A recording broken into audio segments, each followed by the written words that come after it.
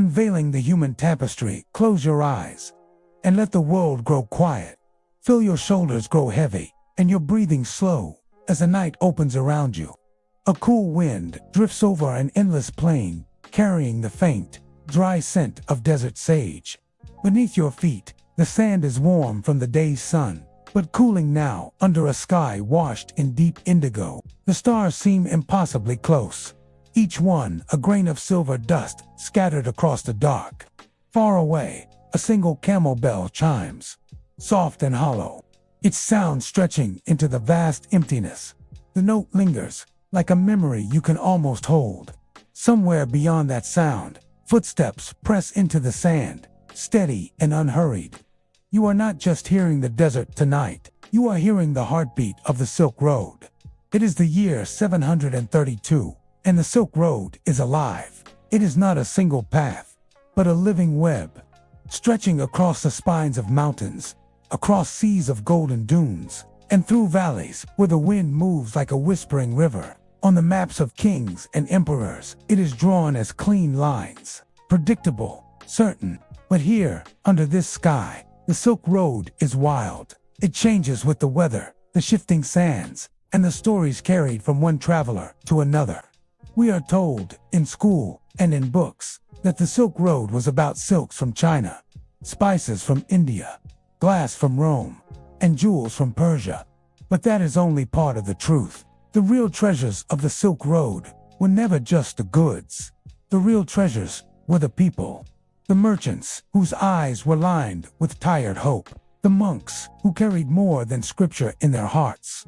The translators who cradled two languages in their minds, and the delicate secrets hidden between them. In the bustling heart of Samarkand, the air swirls with the scent of cardamom, roasting lamb, and the smoke of small clay stoves. The marketplace hums with voices, some deep and rich, others high and musical, each speaking in a different tongue. A merchant named Rafik stands in the shade of a striped canopy, folding a bolt of silk so fine it catches the light like water. His hands are steady, his movements slow, but his mind is far away. He thinks of his son, who now walks the eastern road toward Chang'an. Perhaps, at this very moment, the boy drinks from a clay jar, the cool water easing the day's heat. Perhaps he sleeps under the same sky that spreads over Samarkand tonight. Rafik wonders if his son feels the same wind, if he too is listening to the soft chorus of the night. The silk in Rafik's hands is valuable, but it is the thought of his son's safe return that matters more than gold. Far from Samarkand, in the silent cliffs of Dunhuang, a monastery clings to the rock like a swallow's nest. Inside, the air smells faintly of oil and ink. A monk named Li Wei sits cross-legged before a low table. An oil lamp flickers beside him, casting trembling shadows on the carved walls. Before him lies a scroll of delicate paper, its fibers smooth beneath his brush. He dips the brush into ink and with slow, careful movements, begins to copy a verse brought by a pilgrim long ago. He does not fully understand every word. The language is ancient, older than his own, but he feels the weight of each symbol. They are not just ink on paper. They are bridges between worlds. With each brushstroke, Li Wei joins an unbroken chain of hands stretching back through centuries, each leaving their quiet mark on the story of the Silk Road. And beyond these two men, Rafik in his market stall, Li Wei in his mountain monastery, countless others walk the road tonight. A caravan leader counting the rhythm of his camel's steps, a healer cradling a pouch of rare herbs, a young woman listening to a foreign song and realizing she will carry its melody for the rest of her life. The Silk Road is not only the road between cities, it is the road between people, between hearts, between moments in time. It is where the sound of a bell in the desert might reach the ears of a man hundreds of miles away, carried not by wind, but by memory. And tonight, in the deep quiet, you can almost hear it. The shuffle of sand under sandals, the creak of wooden cartwheels, the murmur of traders in a dozen languages. If you close your eyes and breathe deeply, you might even feel the air shifting, as though the Silk Road itself is leaning close to tell you one of its timeless, gentle whispers. The perilous path More than just distance, the Silk Road was never a gentle journey. It was a ribbon of hope laid across a landscape that could turn against you in a heartbeat. By day, the sun was a molten coin, hanging high and merciless above the endless sand. By night, the cold would fall swiftly, slicing through fabric and bone alike. The road tested every soul who dared to walk it, not just with distance, but with its endless, shifting moods. Tonight, the wind carries the soft rasp of sand, moving over stone. It sounds like a whisper, as if the desert is speaking in a language too old for words. A lone caravan winds its way through the dunes. The camels move slowly, their wide feet pressing deep into the soft earth. Each step is deliberate, for here, a wrong turn can mean vanishing into the emptiness, swallowed whole by the desert's silence. At the front of the line walks Soraya, a guide whose knowledge of the road is as vast as the sky above her. She knows the way not from maps, but from memory, from the angle of the stars, from the taste of the wind, from the curve of a dune against the horizon. Her father taught her this road when she was a child, lifting her onto a camel's back before she could even read. The travelers behind her are weary. They have already crossed a mountain pass where the wind roared like a living beast, and the snow stung like knives against their cheeks.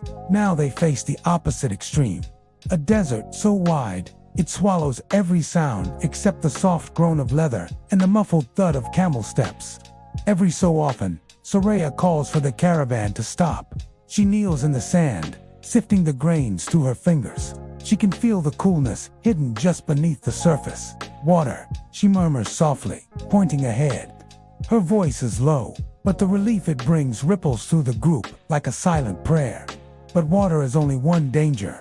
Out here, there are bandits who move like shadows, striking swiftly before disappearing into the night. There are storms that can rise without warning, turning the air into a wall of stinging dust. And there is the weight of loneliness. The long hours of walking with nothing but your thoughts, where even the sound of your own breathing can feel like company. One traveler, a scholar named Abos, walks with his head bowed, his mind drifting to the city he left behind. In his satchel are scrolls and ink, treasures of knowledge that, to anyone else, might seem worthless compared to gold or silk. But Abbas knows that words can survive where empires fall. His hope is to carry these writings eastward, to be copied and shared, so they may outlive him by centuries. At night, the caravan rests in a sheltered hollow. A fire crackles softly, the scent of cedar smoke curling into the sky. Soraya sits apart from the others, gazing toward the horizon. She has walked this road so many times that its dangers no longer frighten her. Yet the beauty of it still catches her breath. She knows that each journey is its own story, and tonight she wonders how many of these travelers will see their journeys end. Abbas approaches her, offering a small clay cup of tea. The steam curls upward, carrying the aroma of mint and distant mountains. "Do you ever tire of the road?" he asks. Soraya smiles faintly, her eyes still on the horizon. "The road is never the same," she says. "The sand shifts, the faces change, and the sky is always telling me something new." The fire burns low, and one by one, the travelers drift into sleep, curling into their blankets. Above them, the stars burn brighter than any city's lamps, their light traveling for thousands of years just to touch the surface of this quiet camp. Somewhere, far beyond their sight, another caravan walks under the same stars, their footsteps weaving into the same endless story. And so the Silk Road stretches onward, not just in miles, but in the courage it demands from every soul who dares to cross it. It is more than a path between lands. It is a trial, a teacher, and for those who listen closely, a storyteller of the old world. Even now, as you rest, you might hear it, in the sigh of wind against the sand, in the crackle of fire, in the soft, measured breathing of travelers who dream of home. The faces along the way. The Silk Road was not one road, nor was it one story. It was 1,000 paths braided together by the footsteps of countless souls.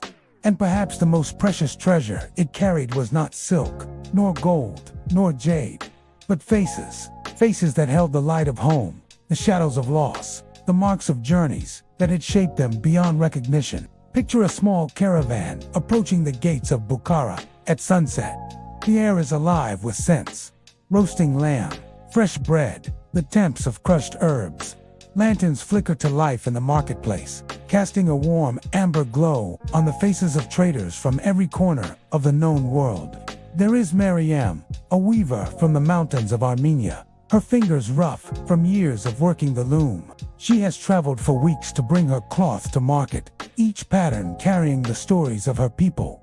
Stories she cannot write, but which she weaves into the threads so they will not be lost. She sells to merchants from far-off lands, knowing her work will wrap around strangers she will never meet, warming them on cold nights. Beside her sits Tariq, a spice seller from the coasts of Arabia. His voice is rich and deep, carrying a rhythm as steady as the tides he grew up beside. He speaks of cinnamon forests and markets where the air is heavy with clove and cardamom. Every sale he makes is a chance to trade not just goods, but fragments of the world he carries in memory. In the shade of an old fig tree, a young boy named Anwar watches the crowd with wide, curious eyes. He is the son of a glassblower, and though his father is busy haggling, Anwar is lost in the shapes and colors of the market. The deep blues of lapis lazuli, the shimmering gold of silk threads, the fiery red of dried chilies. He dreams of one day following the road himself, of seeing where it begins and ends, though everyone tells him it has no true end. Traveling along the Silk Road meant passing through places like this, places where lives touched for the briefest of moments, like ships meeting in a harbor before drifting apart again. Sometimes, these meetings lasted no longer than the exchange of a coin. Other times, they became the beginning of lifelong friendships, or of stories whispered by firesides for generations. And then there were the quiet faces, those who lived in the small villages between great cities. They were the ones who offered travelers water when the desert heat pressed down like a weight, or who shared their last loaf of bread with a stranger who had lost his way. They did not travel far, but the world still came to them, carried in the songs, accents, and tales of the people who stopped to rest. One winter night, a traveler named Farid found himself snowbound in a mountain village. He was welcomed into the home of an elderly couple who spoke a language he barely understood. Yet in the warmth of their small hearth, with the scent of wood smoke curling through the air, no words were needed. They shared soup from a single pot, and when the wind howled outside, the old man pressed a heavy wool blanket into Farid's hands. It was woven with the same patterns Miriam might have made, though she had never met the man.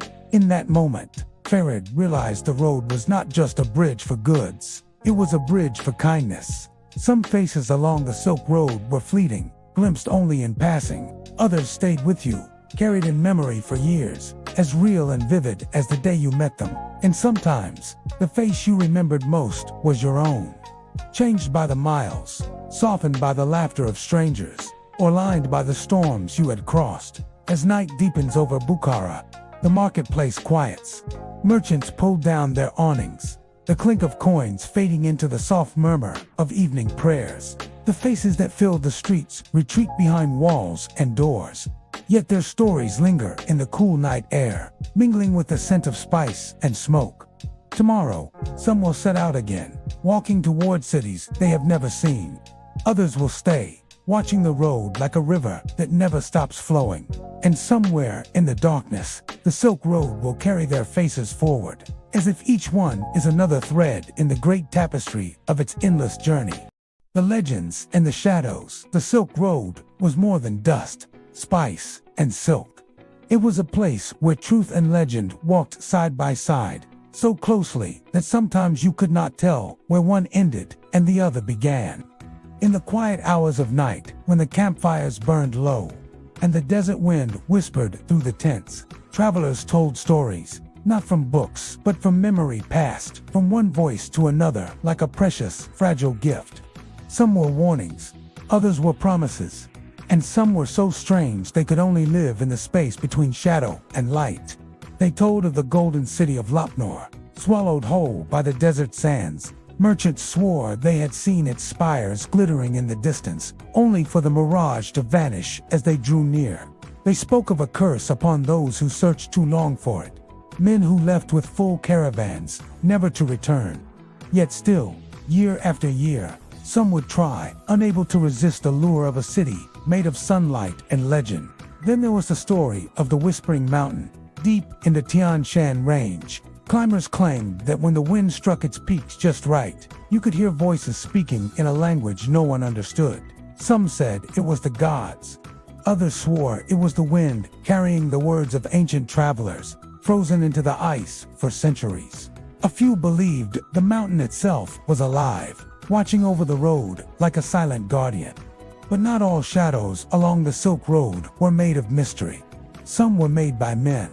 The desert hid its share of bandits, men who knew the dunes better than any guide, who could make themselves vanish into the shifting sands in moments. They struck quickly, taking what they could and disappearing before the wind erased their tracks. Travelers learned to move in groups, their camels and carts forming protective circles at night, the firelight casting tall shapes against the dark. Yet, for every shadow, there was a light. There were legends of strangers who appeared in the worst moments, offering water to a caravan lost in the desert or guiding them to shelter in a storm. Some claimed these helpers were spirits of the road itself, wearing human faces for a time, then vanishing without a trace once safety was found. In one such tale, a merchant named Barum was crossing the Taklamakan desert when his caravan was caught in a sandstorm. The sky turned to deep, choking gold, and the wind screamed like 1,000 voices. Blinded and lost, Barum thought he would never see the sun again, until a figure appeared through the swirling sand, wrapped in pale cloth from head to toe. The stranger led him step by step to a small hollow in the dunes where the storm could not reach. When the sun returned, Barum looked for his rescuer, but there was no one there. Only a single footprint in the sand, leading away into the horizon. Some merchants believed the road had a way of testing those who walked it, sending trials to the selfish and blessings to the kind. Whether true or not, the idea gave travelers comfort in the lonely miles between cities. And then, there were the creatures. Around the fire, men swore they had seen horses with coats like polished bronze, or birds whose wings shone with colors never seen in daylight. One story spoke of a serpent said to guard a hidden spring in the middle of the desert, its scales glittering like silver under the moonlight. The tale was always told the same way. Those who approached with greed were never seen again, but those who offered a gift to the serpent found clear, sweet water waiting for them at dawn. Night after night, these stories wrapped around the travelers like blankets, keeping them warm against the cold emptiness of the dark. They made the road feel alive, not just a strip of earth between cities, but a breathing thing with its own moods, dangers, and gifts. As the fire burned lower and the stars grew brighter, the voices in the camp would quiet, each person falling into their own thoughts. Some would drift into sleep, hearing only the soft rustle of wind over sand. Others would stay awake, watching the shifting shapes of the dunes, half expecting a figure to appear out of the night, a friend, a stranger, or something older than either. And in that space between waking and dreaming, the Silk Road would hum its ancient song, carrying the weight of all its legends and shadows, waiting for the next traveler to listen. The road that never ends, the Silk Road, never truly ends, not in the way we measure a path with maps or miles. Its end is not a place, but a feeling. A quiet hum that lingers long after the last camel has disappeared over the horizon and the last lantern has been extinguished. Thank you for joining me on this journey along the Silk Road. If these whispers of history and wonder touched your heart, don't forget to subscribe and stay for more stories that soothe, inspire, and spark your imagination. Sweet dreams, and until next time, imagine walking alone beneath an endless canopy of stars. The desert stretches out like a sea of black velvet, and the wind carries whispers. Whispers of all those who came before, of footsteps fading into sand, of laughter, sorrow, hope, and fear, all mingling into a single song that only the patient ear can hear. The road holds memories. It remembers Miriam's delicate threads, woven with the stories of our ancestors, fluttering through bazaars she would never see again. It remembers Tariq's deep voice, speaking of distant lands and spices that taste like sunlight and shadow at the same time. It remembers Unwar's wide eyes, full of wonder at the colors of the world, even when his small feet could not carry him far. It remembers Barum, guided by the mysterious figure in the storm, and countless others who vanished into legend, leaving only the echo of their journeys behind. Each face, each story, becomes a part of the road itself, etched into its sands, sung by its winds, and carried in the rhythm of its endless stretch. As travelers, we often think of roads as ways to get from one point to another. But the Silk Road is different. It is a teacher. It shows us that every step is a story, every meeting a lesson, every shadow a mystery to respect. The merchants, monks, explorers, and simple villagers, they are all teachers too. Their lives a testament to courage, resilience, and kindness in a world that was vast and often unforgiving. The road changes with every season. In winter, it is harsh and silent. The mountains and deserts frozen in a crystalline stillness that can either take your breath away or test your very will. In spring, it blooms with life. Wildflowers pushing through sands, rivers swelling with melted snow, and travelers' songs mingling with birdsong in the oases. In summer, the sun bakes the soil into gold, and the air shimmers above the dunes, making even familiar paths seem new. In autumn, the winds carry a soft melancholy, reminding all who pass that nothing lasts forever, except, perhaps, the stories themselves. And these stories do not vanish. They travel, just as the merchants and their goods did.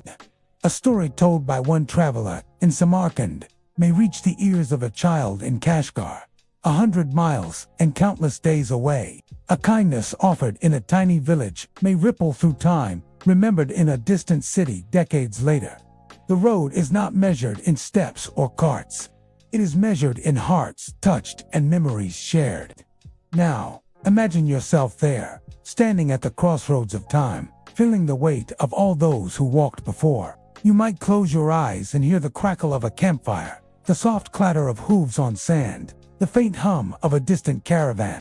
You might sense the presence of unseen guides, spirits of the road, or simply the echoes of human hope and courage stretched across centuries. And when you finally lie down to rest, as night deepens and the stars trace their eternal paths above, the Silk Road continues, not as a path you can see, but as a feeling you can carry. A whisper of adventure, a reminder of connection, a promise that the world is wider, stranger, and more beautiful than any one mind can imagine. The road never truly ends. It lives in the stories we tell, the kindness we offer, the curiosity we carry, and the dreams we follow. Every traveler becomes a thread in the tapestry, every whispered secret a star in the night sky, shining faintly but forever.